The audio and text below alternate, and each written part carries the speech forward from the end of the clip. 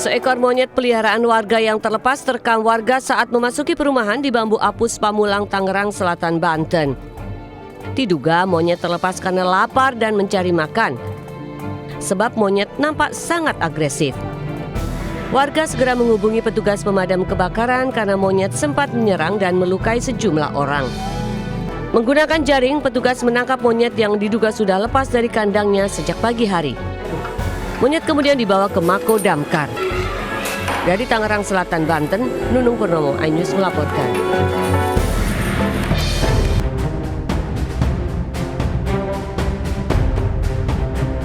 Satu unit minibus kabur usai mengisi bahan bakar di SPBU di Jalan Pondok Cabe Raya, Tangerang Selatan, Banten.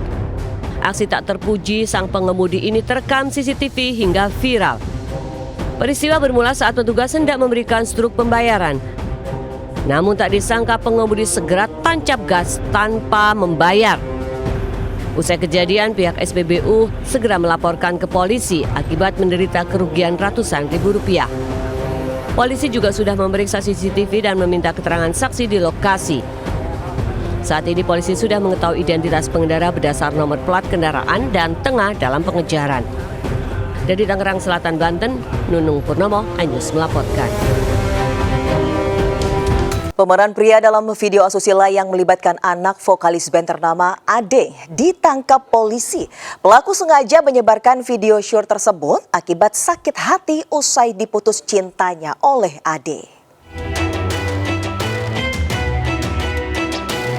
Pria berinisial AP ditangkap anggota Subdit Siber Ditreskrimsus Polda Metro Jaya di rumahnya di Cilangkap, Jakarta Timur.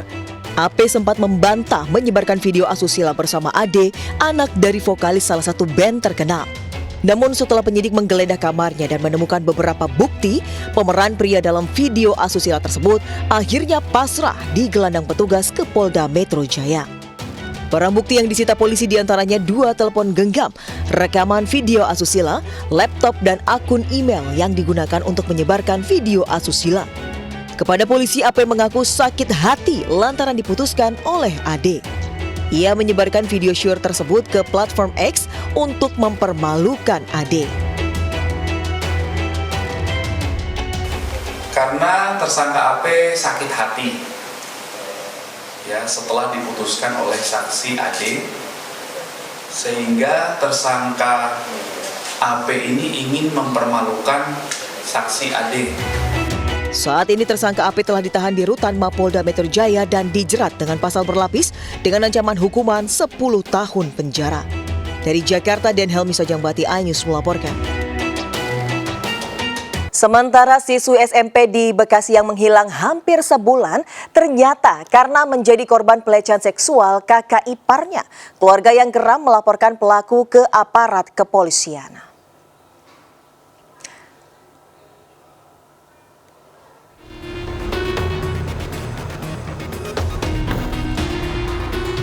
Seorang suami yang nekat membakar rumah lantaran cekcok dengan istrinya di kawasan Kampung Bidara, Marunda, ditangkap aparat kepolisian.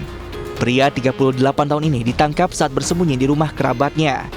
Kini penyidik masih mendalami keterangan pelaku untuk memastikan motifnya tega membakar rumah usai cekcok dengan sang istri. Pak Kadip, ini pelaku yang mana Pak Kadip? Dan ya yang diduga pelaku pembakaran rumah sendiri itu ya? Yang siap.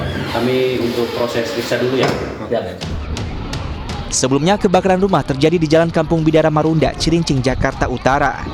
Pelaku yang emosi usai berselisih dengan istri sengaja membakar selimut di dalam kamar hingga api dengan cepat membesar dan membakar barang-barang lainnya. Dari Jakarta, Sofyan Firdaus, iNews melaporkan. Pemirsa, puluhan rumah di kawasan padat penduduk di Jalan Gang Remaja Manggarai Tebet, Jakarta Selatan, Selasa dini hari hangus dilalap si jago merah. Banyaknya rumah semi permanen dan sulit akses masuk ke permukiman membuat api sulit dipadamkan.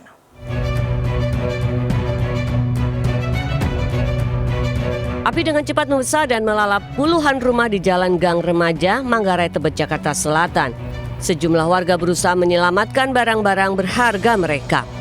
Sulitnya akses menuju lokasi membuat petugas kesulitan menggapai titik api.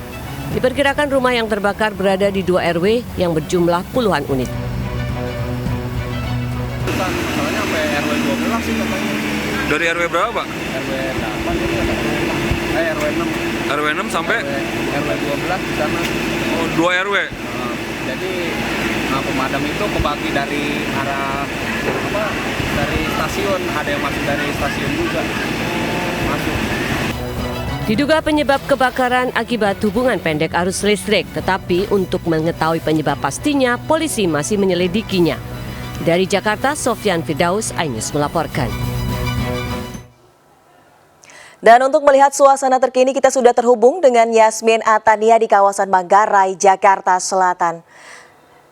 Yasmin, bagaimana situasi terkini di sana? Apakah ada korban jiwa imbas dari kebakaran ini, Yasmin?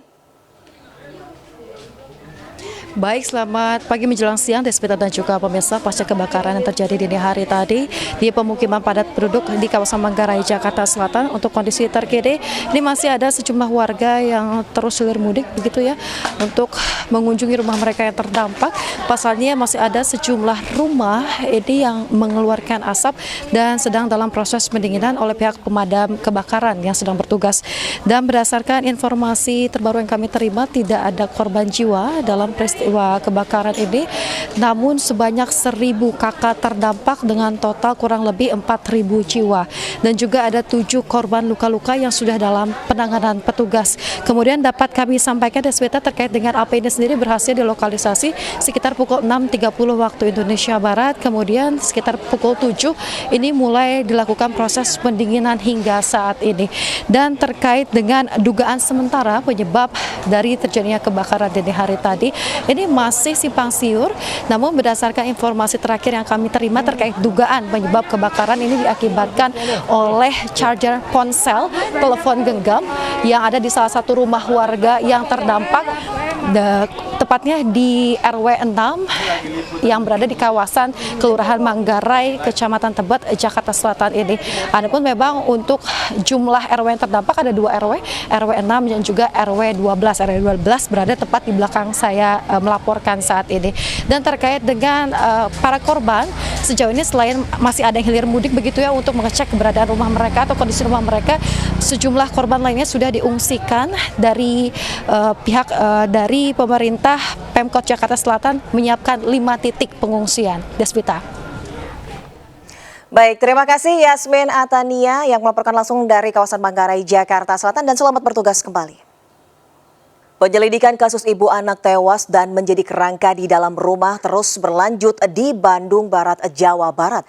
Polisi menemukan jejak digital pembelian sianida dari salah satu korban.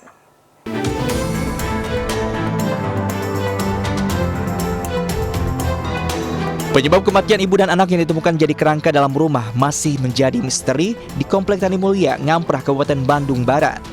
Selama 2 pekan, polisi sudah memeriksa 11 saksi. Hasil penyelidikan sementara ada titik terang setelah petugas menemukan jejak digital pembelian sianida. Polisi menemukan adanya pembelian sianida secara online pada 2018 dari telepon seluler salah satu korban. Namun untuk memastikannya, polisi juga harus menunggu hasil otopsi tim lapor Mabes Polri. Sianida merupakan serbuk atau cairan senyawa kimia. Riwayat pembelian yang kita duga sianida itu tetap kita menunggu hasil dari tim forensik. Jangan sampai dia beli tapi ternyata tidak ada dalam kandungan, dan kita bisa menyimpulkan salah. Ya, jadi kami mohon waktu nanti secara komprehensif dari segi forensik, ya, dari segi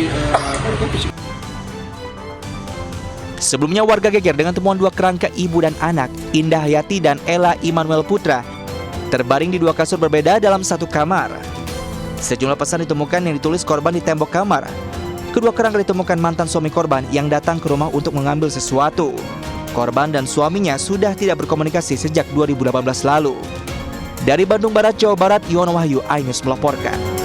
Kita ke informasi lainnya, pemirsa, guna mencegah resiko penyakit akibat kandungan dalam makanan, pemerintah meminta Pemda dan badan terkait untuk mengawasi penjualan panganan.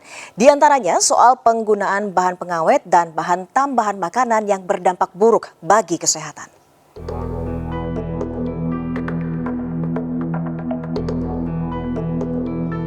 Pemirsa, siapa yang tidak tergiur ketika melihat beragam makanan yang ada di jalanan? Tentu pasti terlintas di pikiran kita ingin langsung membelinya. Tapi tunggu dulu pemirsa, karena pemerintah terbaru mengeluarkan aturan soal jajanan. Melalui PP nomor 28 tahun 2024, pemerintah mengatur produk pangan dan penjualannya sebagai respon atas isu kesehatan, terutama penyakit diabetes sebagai salah satu penyebab terbesar kematian. Di antaranya dengan menentukan batas maksimal kandungan gula, garam, dan lemak dalam panganan untuk mencegah resiko berbagai penyakit. PP tersebut mencakup pengawasan dan pembinaan terhadap penjualan makanan di lingkungan sekolah maupun tempat usaha, dengan tujuan membangun kesadaran untuk membuat dan mengonsumsi panganan yang higienis dan tidak berdampak buruk terhadap kesehatan. Pembinaannya jelas, programnya juga jelas, mudah gitu aja saya. Berarti setuju dengan adanya pembinaan dari Pemda? Setuju aja. Baik, terima kasih. Pengawasan dan pembinaan akan dilakukan Pemda dan pihak terkait, termasuk Badan Pengawas Obat dan Makanan (BPOM). BPOM akan terus mengawasi penjualan panganan di masyarakat, terutama soal penggunaan bahan pengawet dan bahan tambahan makanan yang tidak aman. Mungkin kita sering menemukan juga makanan-makanan yang diberikan pengawet yang berbahaya, misalnya boraks, ya, bakso yang mengandung boraks, tahu dan sebagainya, itu yang tidak aman. Itu kadang-kadang di makan-makanan yang dijajakan di pinggir jalan. Dalam pengawasan dan pembinaan soal pangan, masyarakat pun diimbau untuk berperan aktif dengan bijak dalam mengkonsumsi dan menjual panganan. Dari Jakarta, Esra Ambarita, Eri Nugraha, iNews melaporkan. Kita ke informasi lainnya, pemirsa. Seorang petani tomat membagikan hasil panennya secara gratis kepada warga di Jember, Jawa Timur. Hal ini dilakukan menyusul anjloknya harga tomat hingga petani merugi.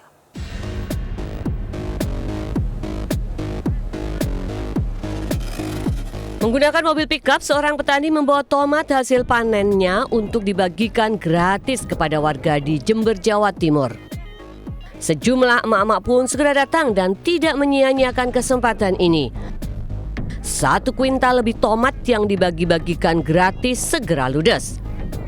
Aksi dilakukan menyusul anjloknya harga tomat yang hanya Rp500 per kilogramnya. Agar tomat tidak membusuk, petani pun membagi-bagikan hasil panenannya tersebut.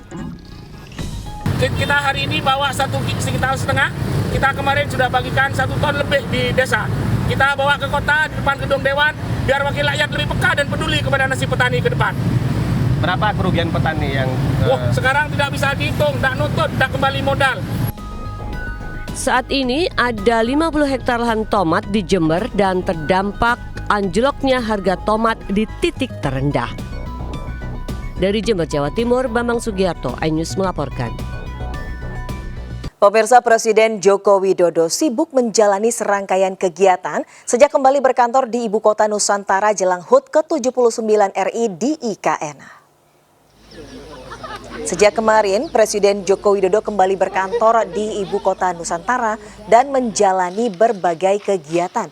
Di antaranya, rapat kabinet bersama seluruh menteri dan peresmian berbagai proyek pembangunan IKN.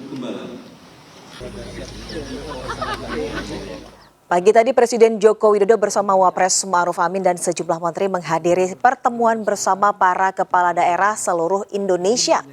Rapat koordinasi ini dihadiri 517 dari 552 gubernur, wali kota, dan bupati di seluruh Indonesia. Tapi ada juga yang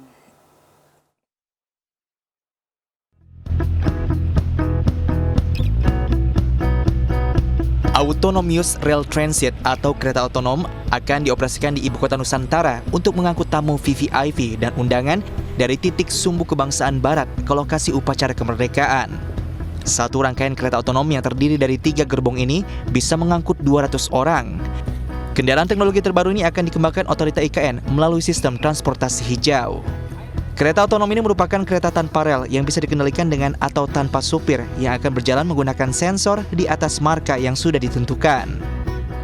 Kemudian ART-nya itu kendaraannya ada di ujung sana. Di ujung sana, satu rangkaian sudah ada.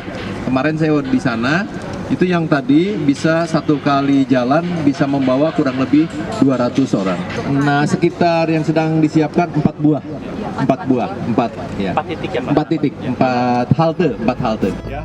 Ini kan untuk awal pakai supir dulu. Sementara itu di sepanjang jalan yang dilalui kereta otonom terdapat 4 titik lokasi halte khusus, yakni di kawasan Sumbu Kebangsaan Barat, Hotel Nusantara, Komplek Kantor Bank Indonesia Nusantara, dan Komplek Kantor Kemenko 3. Dari Penajam Pasar Utara, Kalimantan Timur, Mukmin Aziz, iNews melaporkan.